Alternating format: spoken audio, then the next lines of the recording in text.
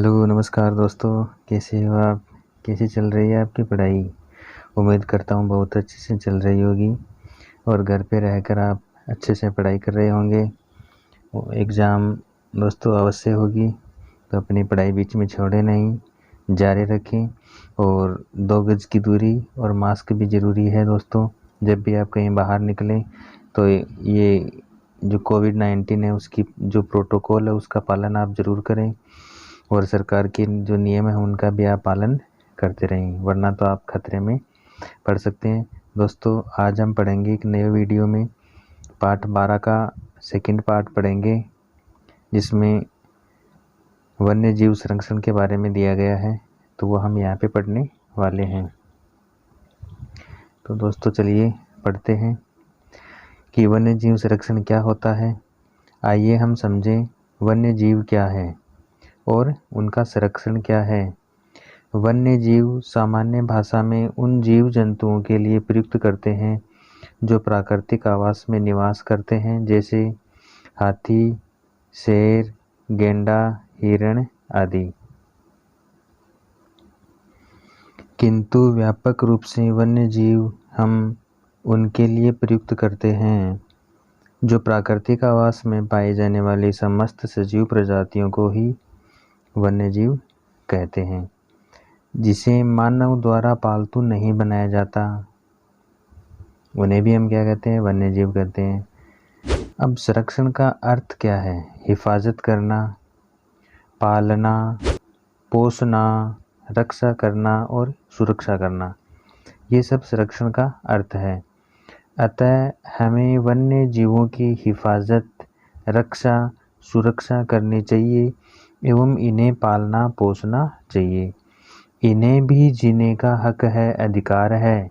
वन्य जीव दुनिया के सभी पारितंत्रों में पाए जाते हैं, जिनमें रेगिस्तान, वन, घास भूमि, मैदान, पर्वत, शहरी क्षेत्र व जलीय क्षेत्र शामिल हैं। सब जगह है ये वन्य जीव है वो पाए जाते हैं, अतः हमें इनका संरक्षण करना चाहिए। वन्य जीवन का मतलब क्या है? वन्य जीवन का अर्थ है सभी वनस्पतियों और जीवों जो मनुष्य द्वारा पालतू नहीं हैं, वो वन्य जीवन कहलाता है। यानी वनों में रहने वाला जीवन जिसमें मनुष्य का कोई वहाँ पे प्रभाव नहीं है। वन्य जीव संरक्षण जंगली पौधे और पशु प्रजातियों और उनके निवास की रक्षा करने का अभ्यास है। तो दोस्तों आप अच्छे से समझ रहे होंगे। अगर समझ में नहीं आ रहा तो आप एक बार दोबारा इसको देखें, ज़रूर समझ में आएगा। बहुत ही सरल भाषा में ये नोट्स हैं। और आप हमारे चैनल पे पहली बार आए हैं तो सब्सक्राइब करना ना भूलें और हमारी वेबसाइट से आप इसके डाउनलोड के लिंक, PDF, प्रश्नों की क्विज़ वगैरह प्राप्त कर सकते हैं। तो दोस्तों बने रहिए हमारे साथ कॉपी पेंसिल लेकर।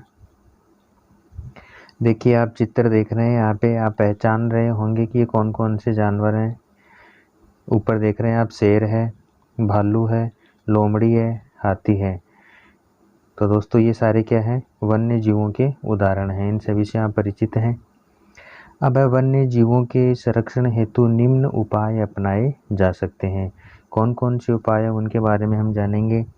पहला है वन्य जीव अधिनियम अपनाकर, दूसरा है कृत्रिम संरक्षण के द्वारा, तीसरा है प्राकृतिक संरक्षण के द्वारा और चौथा है सकारात्मक सोच अपनाना, अपना नैतिक दायित्व समझना और भारतीय संस्कृति कायम रखकर, और लास्ट में है जन चेतना के द्वारा।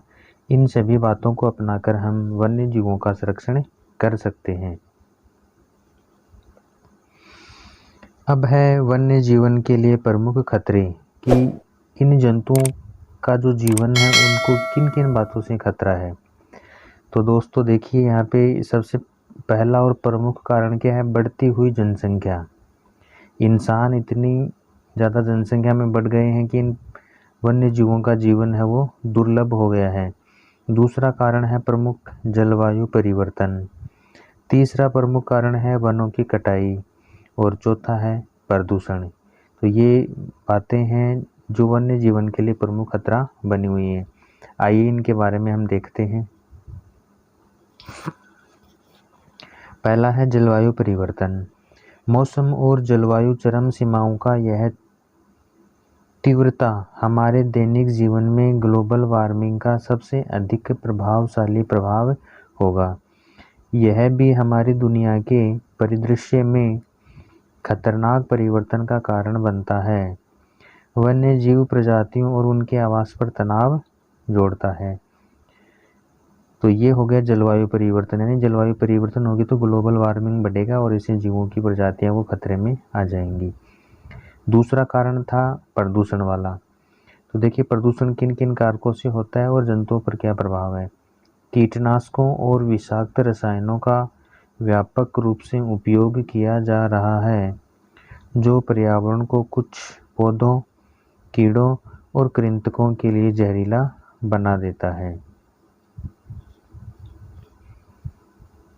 तीसरा है वनों की कटाई। जैसे जैसे मनुष्य बढ़ते रहते हैं, वह अधिक जगह बनाने के लिए वन्य भूमि को साफ करते हैं। यह वन्य जीव आबादी पर जोर देता है, क्योंकि कम घर और खाद्य स्रोत जीवित रहने के लिए जरूरी होते हैं। तो मनुष्य अपने स्वार्थ के लिए, अपने आवास के लिए, अपनी कृषि के लिए इन वनों को काटता है और यहाँ पर रहने वाले जीव जंतुओं का ये आवास नष्ट हो जाता है, इसलिए वन्य जीवों पर खतरा बना हुआ है। अगला पॉइंट है जनसंख्या। दुनिया भर में अधिक लोगों का मतलब भोजन, पानी और ईंधन की अधिक खपत है। यानी बढ़ती हुई जनसंख्या के लिए सभी जरूरी है, भोजन, पानी और ईंधन, इसलिए अधिक अपशिष्ट उत्पन्न भी होता है। और वन्य जीवन के लिए प्रमुख खतरे सीधे मनुष्यों की बढ़ती आबादी से संबंधित है। यानी जिस प्रकार से मनुष्यों की आबादी बढ़ रही है तो इन जंतुओं पर खतरे भी बढ़ रहे हैं। अब देखिए इन खतरों को ध्यान में रखते हुए IUCN ने एक पुस्तक जारी की थी जिसका नाम है रेड डाटा बुक या लाल आंकड़ा किताब। इनके बारे में देखिए। संकटग्रस्त जातियों की IUCN लाल सूची, जिसे रेड डाटा सूची भी कहते हैं, यह विश्व भर में पौधों और पशुओं की जातियों की संरक्षण स्थिति की सबसे व्यापक तालिका है। अंतर्राष्ट्रीय प्रकृति संरक्षण संघ IUCN विश्व स्तर पर विभिन्न जातियों की संरक्षण स्थिति पर निगरानी रखने वाला सर्वोच्च संगठन है। ये IUCN के द्वारा जारी की गई है, जिसे लाल आंकड़ा किताब या रेड डाटा बुक कहते हैं। IUCN की लाल सूची में हर जीव जाति को 9 में से एक श्रेणी में डाला जाता है। यह श्रेणी उनकी कुल आबादी में गिरावट की दर, भौगोलिक विस्तरण के दर, भौगोलिक विस्तरण के क्षेत्र और उनके क्षेत्र यानी मानवीय गतिविधियों द्वारा छितरे जाने की हद के आधार पर किया जाता है।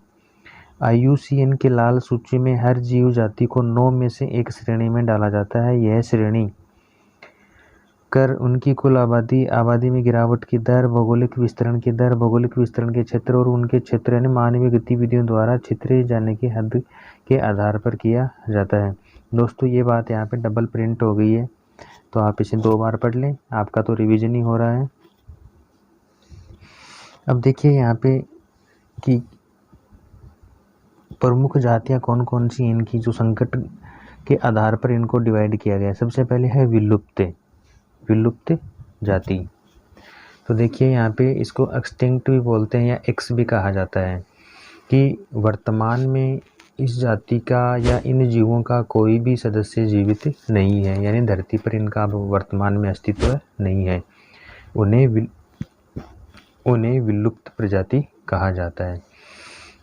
दूसरी है वन्य विलुप्त। देखिए जाति वनों से पूर्णतः खत्म हो चुकी है और इसके बचे हुए सदस्य केवल चिड़ियाघरों या अपने मूल निवास स्थान से अलग किसी कृत्रिम निवास स्थान पर जीवित हैं। उन्हें क्या कहते हैं, वन्य विलुप्त, यानी जंगल से विलुप्त हो चुकी हैं लेकिन अभी चिड़ियाघरों में या कृत्रिम स्थानों पर वो उपस्थित या उपलब्ध हैं। तीसरे वाले हैं घोर संकटग्रस्त, यानी क्रिटिकली एंडेंजर्ड या इन्हें CRB कहते हैं। जाति का वनों से विलुप्त होने का घोर खतरा बना हुआ है। यानी अभी जंगल में या वन में हैं लेकिन उन पर खतरा जारी है अभी। फिर है संकटग्रस्त यानी एंडेंजर्ड स्पीसीज, EN जाति का वनों से विलुप्त होने का खतरा बना हुआ है, विलुप्त हो ही नहीं है लेकिन खतरा बरकरार है। फिर है असुरक्षित यानी वल्नरेबल, देखिए इसमें जाति की वनों में संकटग्रस्त हो जाने की संभावना है, अभी संकट में नहीं है लेकिन वो असुरक्षित होने के कारण इनकी संभावना कभी भी बन सकती है।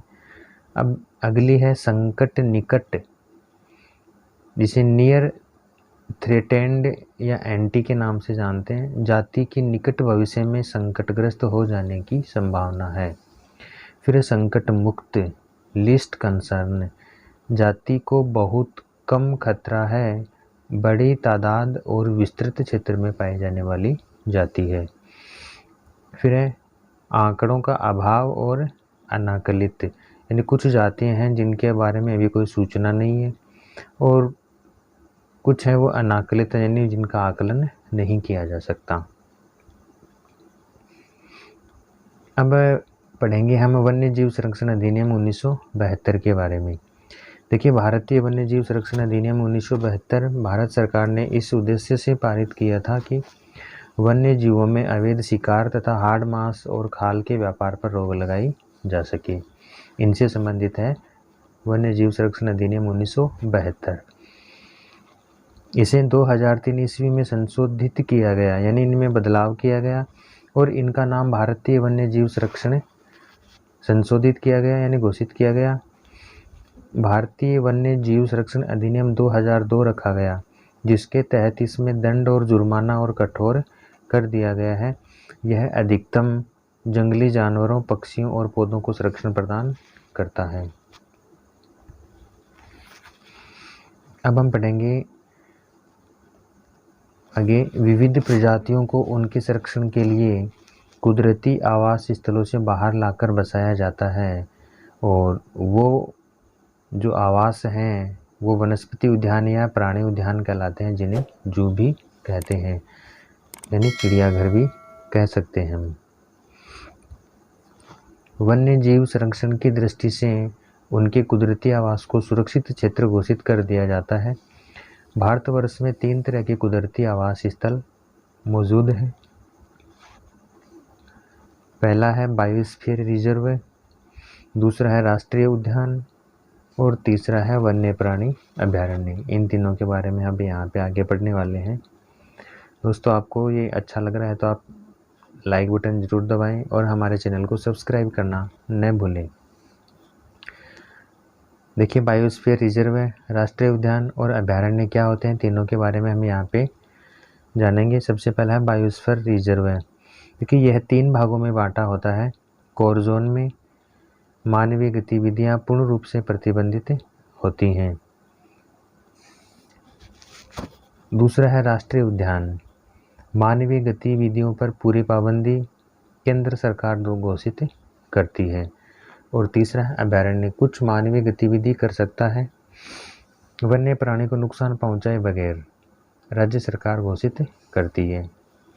तो ये यहाँ पे तीनों का तुलनात्मक अध्ययन है ये कि किसमें क्या होता है। अब आगे बायोस्फीयर रिजर्व, जिसे जीवमंडल संरक्षण स्थल भी कहते हैं। देखिए यहाँ पे चित्र के द्वारा समझाया गया है।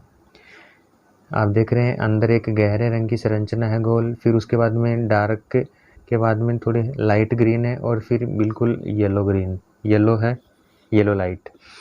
देखिए यह एक सुनिश्चित स्थान होता है जहाँ भूमि को विभिन्न क्षेत्रों में बांटकर प्रत्येक क्षेत्र को एक निश्चित गतिविधि के लिए सुरक्षित रखा जाता है। सबसे भीतरी वाला भाग है वो भीतरी भाग यानी कोर जोन कहलाता है, जिसमें बिल्कुल मानव की गतिविधियां बिल्कुल भी बंद होती हैं, कोई भी इंटर नहीं कर सकता। फिर है प्रतिरोधक क्षेत्र, दूसरे वाला है जो ग्रीन रंग का दिख रहा है आपको, लाइट ग्रीन, उसे बफर जोन कहते हैं। और तीसरा है संक्रांतिक क्षेत्र, ट्रांजिशन जोन, जिसमें मनुष्य की आवाजाही तो रहती है लेकिन वो छेड़खानी नहीं कर सकता। अब देखिए इनके बारे में डिटेल से। भीतरी भाग कोर जोन, यह क्षेत्र जीवमंडल शरण स्थल का आंतरिक भाग है जहाँ पर किसी भी तरह के मानव हस्तक्षेप की आज्ञा नहीं है। यह क्षेत्र कानूनी तौर पर संरक्षित होता है। दूसरा है प्रतिरोधक क्षेत्र या बफर जोन। यह क्षेत्र जीवमंडल के आंतरिक भाग के लिए एक प्रतिरोधक की तरह कार्य करता है, जहाँ कुछ सीमित मात्रा में मानव गतिविधि की आज्ञा या अनुमति रहती है। और तीसरे वाला है संक्रांतिक क्षेत्र, जिसे ट्रांजिशन जोन भी कहते हैं। इस क्षेत्र में मनुष्य कई तरह की गतिविधियां कर सकता है, लेकिन स्थानिक परिस्थितियों एवं पर्यावरण के साथ छेड़छाड़ की आज्ञा नहीं होती है। यह जीवमंडल संरक्षण का सबसे बाहरी क्षेत्र होता है। तो दोस्तों, ये अच्छे से समझ में आया होगा। अब चलते हैं आगे। भारत सरकार ने 18 अलग अलग बायोस्फीयर रिजर्व स्थापित किए हैं। कितने? 18। इनमें से 10 यूनेस्को मैन और बायोस्फीयर MABB प्रोग्राम के तत्वाधान में स्थापित वर्ल्ड नेटवर्क बायोस्फीयर रिजर्व का हिस्सा है।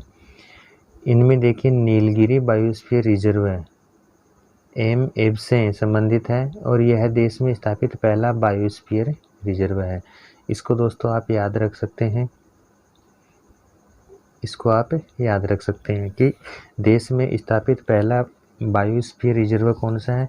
तो इसका सही जवाब है Nilgiri biosphere reserve. Nilgiri biosphere reserve ये देश का पहला बायोस्फीयर रिजर्व है। अब हम पढ़ेंगे राष्ट्रीय उद्यान के बारे में, नेशनल पार्क्स। देखिए, राष्ट्रीय उद्यान क्या होता है? राष्ट्रीय उद्यान वह क्षेत्र है जो पूरी तरह से वन्य प्राणियों के लिए सुरक्षित है और यहाँ किसी भी प्रकार की मानवीय गतिविधि की इजाज़त नहीं होती है। इनको केंद्र सरकार घोषित करते हैं। इनकी सीमा विधि द्वारा निर्धारित होती है। विधि यानी कानून के द्वारा निर्धारित होती है। यहाँ पे अब हम पढ़ेंगे भारत के प्रमुख राष्ट्रीय उद्यानों के बारे में। कौन कौन से हैं भारत के प्रमुख राष्ट्रीय उद्यान? सबसे पहले हम हमारे राजस्थान की बात करते हैं। रणथंभौर राष्ट्रीय उद्यान, ये राजस्थान में सवाई माधोपुर में है। फिर है जिम कॉर्बेट राष्ट्रीय उद्यान, ये उत्तराखंड में है। जिम कॉर्बेट ये सबसे पुराना। फिर है बांधवगढ़ राष्ट्रीय उद्यान, मध्य प्रदेश में है। पेरियार राष्ट्रीय उद्यान, ये केरल में है। काजीरंगा राष्ट्रीय उद्यान असम में है और सुंदरबंस राष्ट्रीय उद्यान पश्चिम बंगाल में है। ये मुख्य हैं, अभी और भी हैं आगे दोस्तों। भारत के प्रमुख राष्ट्रीय उद्यानों में अगला है कान्हा राष्ट्रीय उद्यान, मध्य प्रदेश। मुद्दुमलाई राष्ट्रीय उद्यान, तमिलनाडु। गिर राष्ट्रीय उद्यान, गुजरात। केवलादेव राष्ट्रीय उद्यान, राजस्थान। तो दोस्तों, कुछ प्रमुख ही राष्ट्रीय उद्यान थे जहाँ पर मनुष्य की आवाजाही कम रहती है, वन्य जीवों को संरक्षण प्रदान किया जाता है। अब है राजस्थान के प्रमुख राष्ट्रीय उद्यान, main national park of Rajasthan. देखिए, यहाँ पे 3 हैं और तीनों को आप यहाँ पे देख सकते हैं। तीनों, पहला है रणथंभौर राष्ट्रीय उद्यान, सबसे पहले यही बनाया गया था। उसके बाद में है दूसरा केवलादेव राष्ट्रीय उद्यान, भरतपुर में। और तीसरा मुकुंदरा हिल्स, ये बाघ के लिए बनाया गया है, मुकुंदरा हिल्स। तो दोस्तों, ये तीनों आप याद रखें, राजस्थान के प्रमुख राष्ट्रीय उद्यान हैं तीनों। रणथंभौर राष्ट्रीय उद्यान क्या है, कैसा है? देखिए, ये राजस्थान का प्रथम राष्ट्रीय उद्यान है। तो ये भी आप याद रखें कि राजस्थान का प्रथम राष्ट्रीय उद्यान कौन सा है। यह पहले अभयारण्य था जिसको बाद में राष्ट्रीय उद्यान का दर्जा दिया गया है। पहले क्या था? एक अभयारण्य था साधारण, लेकिन इसको बाद में राष्ट्रीय उद्यान का दर्जा दिया गया। राज्य की पहली बाघ परियोजना भी यहीं से शुरू की गई थी। इनकी सुरक्षा, स्वास्थ्य, प्रजनन हेतु प्राकृतिक वातावरण का ध्यान रखा जाता है। देश में सबसे छोटा क्षेत्रफल वाला टाइगर प्रोजेक्ट भी यही है। यहाँ पे चीतल, सांभर, नीलगाय और जल पक्षी आदि पाए जाते हैं। दूसरा है राजस्थान का राष्ट्रीय पार्क केवलादेव नेशनल पार्क। यह भरतपुर में स्थित है। यह पहले अभयारण्य था जिसको बाद में 1981 में राष्ट्रीय उद्यान का दर्जा दिया गया। पक्षियों की शरण स्थली के नाम से भी जानते हैं, प्रजनन स्थली भी है और इसे पक्षियों का स्वर्ग भी कहते हैं। भारत के बर्डमैन डॉक्टर सलीम अली की कर्मस्थली भी यहीं पे है। फिर तीसरे वाला है मुकुंदरा हिल्स राष्ट्रीय उद्यान। देखो यह कोटा और झालावाड़ में फैला हुआ है। यहाँ राजस्थान की तीसरी बाघ परियोजना शुरू की गई। यहाँ गागरोनी तोते यानी हीरामन तोता मिलता है और हीरामन तोता भी संकटग्रस्त प्रजातियों में शामिल हो गया है। अब देखिए अभयारण्य क्या होते हैं।